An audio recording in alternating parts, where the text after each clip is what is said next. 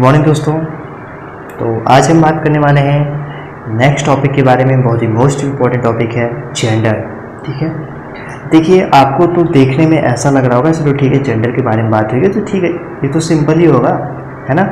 लेकिन किसी भी चीज़ को हमें सिंपल नहीं समझना चाहिए, पहले उसको समझिए। अगर हाँ आपको सचमुच लगता है कि वो सिंपल है तो ठीक है, मत क्लास लीजिएगा।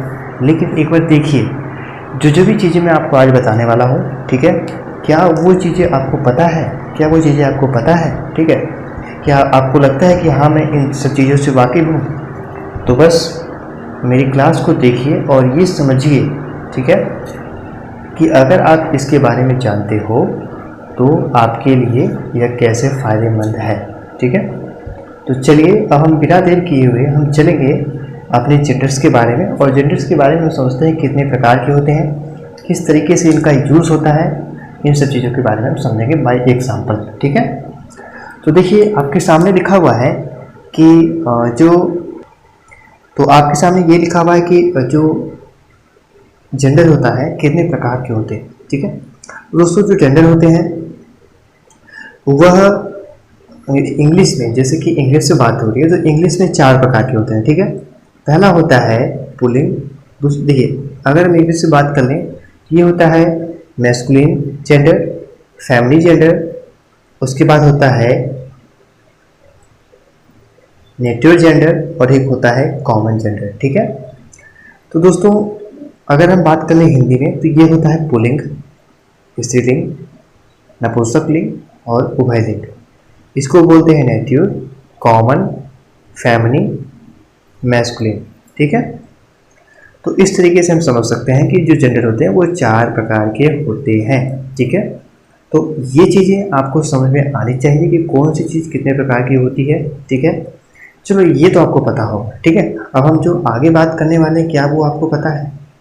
ये देखिए, अगर हम बात कर लें, देखिए चलो हमने बात कर ली कि चलो ठीक है मैस्कुलिन जेंडर के बारे में हम तो पता है, लेकिन उसके एग्जाम्पल के बारे में भी तो समझना इम्पोर्टेंट है ना, कि मैस्कुलिन जेंडर के अंतर्गत कौन कौन से एग्जाम्पल आते हैं।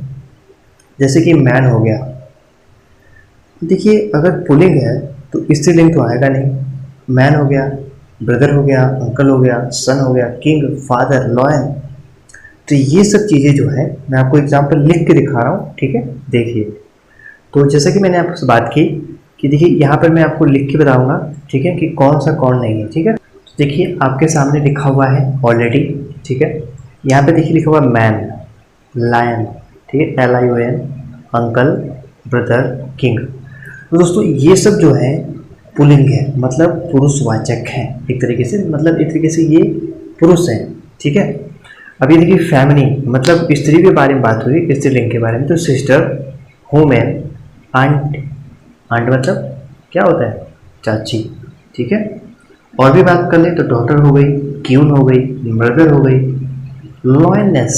ये देखिए जो लॉयनेस है, ठीक है, लॉयनेस मतलब क्या होता है बता पाओगे? लॉयनेस मतलब होता है, ये देखिए LION, ठीक है, ESS, इसका मतलब होता है शेरनी। ठीक है, ये देखिए बात हो गई नेटिव जेंडर की, तो ये है नपुंसकलिंग, टेबल, चेयर, उसके बाद ट्री हो गया। फैमिली, फैमिली भी एक प्रकार का नपुंसकलिंग है। क्या है? फैमिली, या AMILY। ठीक है, अब हम बात करेंगे कॉमन जेंडर की। ठीक है, कॉमन जेंडर के अंतर्गत कौन कौन से आते हैं? ठीक है, अगर पूछ लेंगे फैमिली कौन सा जेंडर है तो आप क्या लिखोगे? इसलिए आपको ये सब चीज़ें भी पता होनी चाहिए। ठीक है, अब हम बात करेंगे कॉमन जेंडर के बारे में। तो कॉमन जेंडर में कौन कौन से आते हैं? पहले तो टीचर हो गया। अब देखिए कैसे, आपको ये भी तो समझना होगा ना। चलो ठीक है सर आप बता रहे हो कैसे। देखिए टीचर मतलब क्या होता है? अध्यापक।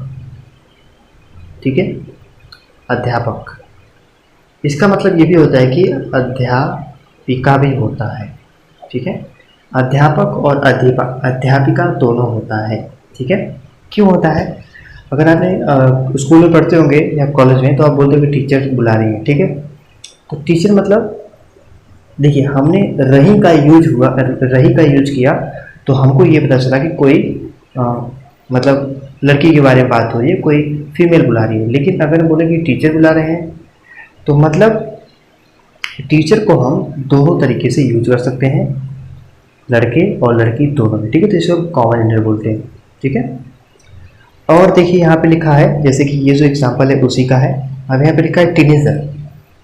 टीनेजर मतलब होता है जैसे कि 13 से लेकर के जो 11 आयु तक के व्यक्ति होते हैं, ठीक है। कितना? 13 से लेकर के 11 तक के, ठीक है। तो उनको क्या बोलते हैं? टीनेजर्स, चाहे वो लड़की हो चाहे वो लड़का हो, ठीक है। चाइल्ड, चाइल्ड मतलब होता है बालक या बालिका।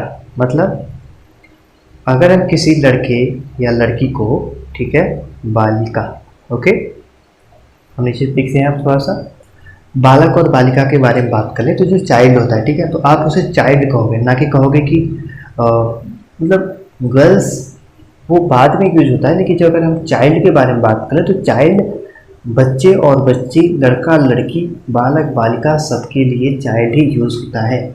बेबी, बेबी मतलब क्या होता है, ठीक है, ये भी इंपॉर्टेंट है। बेबी मतलब होता है बच्चा या बच्ची, ठीक है, इसे बोलते हैं बच्चा या बच्ची। कोई बच्चा हो गया, बच्ची हो गया, बालक बालिका, लड़का लड़की, ठीक है। फ्रेंड, फ्रेंड क्या होता है, ठीक है। तो फ्रेंड के बारे में बात कर लें तो फ्रेंड भी एक कॉमन जेंडर होता है, ठीक है। अब अगर हम बात कर लें फ्रेंड के बारे में, ठीक है, तो फ्रेंड में जैसे कि मित्र हो गए, मित्र, सहेली, ठीक है। देखिए आपका कोई अगर लड़की दोस्त होगी तो आप उसे फ्रेंड कहोगे, ना कि उसको कहोगे कि कुछ और कहोगे, ठीक है। कि बहुत लोग तो गर्लफ्रेंड कहते हैं, लेकिन ये सही नहीं है। गर्लफ्रेंड और फ्रेंड में बहुत अंतर होता है। आप अगर नॉर्मली अगर बात कर लें हम, तो फ्रेंड के अंतर्गत मित्र मतलब जो हमारे दोस्त हैं, और जो सहेली है मतलब एक तरीके से लड़की जो फ्रेंड है उसको हम फ्रेंड के अंतर्गत ला सकते हैं, ठीक है। स्टूडेंट, स्टूडेंट मतलब क्या होता है? अगर आपने देखा होगा क्लास में पढ़ रहे होंगे तो बोलते हैं स्टूडेंट खड़े हो जाए, स्टूडेंट्स, मतलब वो एक स्पेशल लड़के और लड़कियों के लिए नहीं बोलते, ठीक है। तो इसमें क्या हो जाएगा, छात्र और छात्रा। तो ये जो लड़की है और ये लड़का है, ठीक है, तो वो एक तरीके से दोनों लोगों के लिए प्रयोग होता है, ठीक है। अब हम चलते हैं कुछ ऐसे पुरुषवाचक संज्ञा के बारे में बात करेंगे जो कि स्त्रीलिंग बनाने में ESS का उपयोग होता है। जैसे कि मैंने बताया था लॉयनेस, ठीक है, तो उसके बारे में भी जानना आपको जरूरी है। 2 मिनट लगेगा, आप उसको देख लीजिए, ठीक है। चलते हैं, तो चलिए देखिए आ गए। अब हम बात करेंगे, यहाँ पे देखिए सामने लिखा हुआ है कि कुछ ऐसे पुरुषवाचक संज्ञा होती हैं जिसे स्त्रीलिंग बनाने के लिए हम ESS का उपयोग करते हैं या प्रयोग करते हैं, ठीक है। अब देखिए ये जो संज्ञाएं हैं ये मैंने आपको ऑलरेडी लिखी हुई है। जैसे देखिए लॉयन हो गया, लॉयन में हमने बताया था शेर, ठीक है। अगर आपको शेरनी का स्पेलिंग लिखना हो तो LIONESS का उपयोग करोगे तो ये हो जाएगा शेरनी, ठीक है। अगर बहुत लोग से पूछ दिया जाए तो ये इसको नहीं कर पाएंगे, ठीक है। पोएट का क्या, अच्छा चलो ठीक है कर लोगे, आपको लग रहा होगा अरे सर कह रहे नहीं कर पाएंगे, कर लोगे, बताओ पोएट का क्या होगा, ठीक है। तो अगर मैं नहीं बताता आपको कि पोएट का क्या होगा तो आप कर लोगे POET, ठीक है। ये तो आपने लिख लिया, ठीक है। अब आपको इसको आगे अगर लिखना हो तो क्या करोगे, ठीक है ना, कि उसके बाद आपको एक सिंपल करना है, ESS लगा देना है, तो इससे हो जाएगा हमारा कवित्री, कवित्री, ठीक है। क्या होता है हमारा कवित्री, लेखक और लेखिका, कवि और कवित्री, ठीक है। अब होस्ट, होस्ट मतलब होता है मेजबान, हॉस्टेस हो जाता है, मतलब अगर कोई लड़की के बारे में बात कर लें, स्त्री के बारे में, तो हो जाएगा HOSTESS, ठीक है। मेयर, मेयर मतलब होता है कि नगराध्यक्ष, मतलब ये आपके नगर का अध्यक्ष।